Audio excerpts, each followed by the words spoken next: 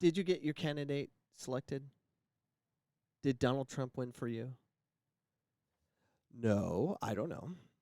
For me, I don't care at this point. I don't care if Donald Trump wins. I don't care about any of it right now because the Republicans control the Senate. Republicans picked up 5 seats in the Congress, but the Democrats control that. And I don't care who's president now. The one thing I didn't want was Democrats across the board controlling everything. Biden can be president all day long now. He can't accomplish anything. Neither party can, and I prefer it that way. I don't want anything to happen. But enough of politics. Let's talk about getting your feet set. So I'm going to start trying to teach more before my body completely shuts down and I can't demonstrate anymore. So that's what we're going to talk about. We're going to talk about your feet and how to get it set, and we're going to go in my backyard, and I'm going to demonstrate for you repetition you can put in to improve your game. You could be a professional athlete, and I'll be helpful for you in this episode. So no further ado, let's go in my backyard and show you how to keep your feet set so you're not a weak human being. Hey guys, I'm in my backyard and I'm gonna show you an exercise I work with kids I train on how to get their feet set.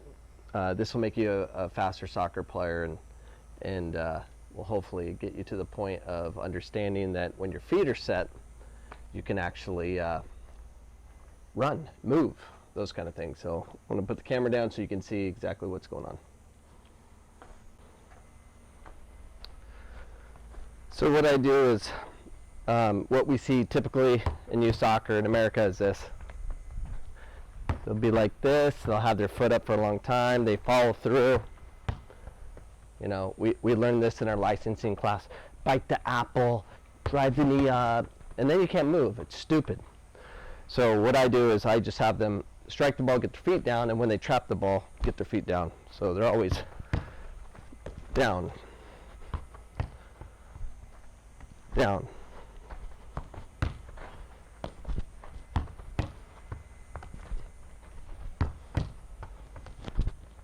So you do those exercises over and over and over again until they understand in order to move, to protect yourself, you got to have your feet down. So in order to get them to get their feet down on the point of contact with the ball, they have to run forward. They have to strike the ball and then take a couple steps going forward, so it's this. So I strike the ball, step, step. Touch down, strike through, step, step. Touch the ball, get your feet set. I like this part. Once you trap the ball and get your feet set, you have options. Protect the ball, spin, turn. You do so many more things versus being on one foot. So that's why I emphasize always have 2 feet down.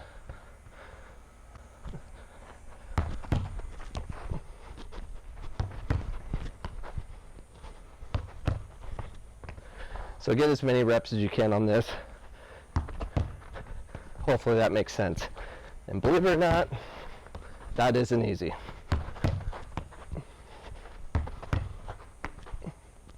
So that's your tip today. Hopefully that'll help.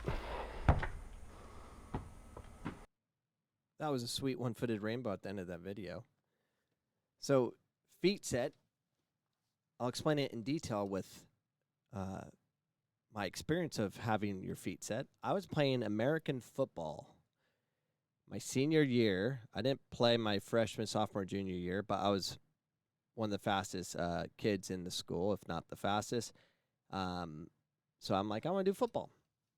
And trying to block to protect the quarterback, because I was playing tailback at the time, I had no concept of how to protect the quarterback. This guy's running at me full speed, and I'm supposed to block. And coaches didn't tell me any technique whatsoever of how to deal with that. And I just got ran over. Like repetition of getting run over was going to get me to defend the quarterback better. And I didn't learn how to keep your feet set to be strong, to protect someone that's running at you. I just thought, well, their motion is carrying them, and I'm gonna get run over. I mean, I was very simplistic in my brain. I had no idea that you could actually knock the living daylights out of the person running because they're on one foot. So as they're running at you, they're on one foot. Yes, they have a force coming at you, but you can become a brick wall. I try to educate the players I coach on get your feet set. Trap the ball, get your feet set so you're on 2 feet and you become a brick wall, and then you add a lean into it and make contact into the player that or human being that's running at you. They're on 1 foot. You can lay them out with proper technique, and you can become a brick wall. And it can change your game entirely. But I know this, if you're on 1 foot, you're going to get knocked over. That's why people that are dribbling high speeds in a straight line get bumped off the ball pretty easily because they're not getting their feet set and they're not shifting the balance of their weight into the motion that's coming after them. And I'm actually going to do so tomorrow I'm going to demonstrate, hopefully with Jack, and I'm going to have him go full speed with him. I'm going to give him a protection bag to demonstrate the importance of being on 2 feet and how he, who weighs 130 pounds, can deal with someone like me that's 175 pounds with proper technique of 2 feet. So in motion, Jack will hold his ground and defend his area like a football player.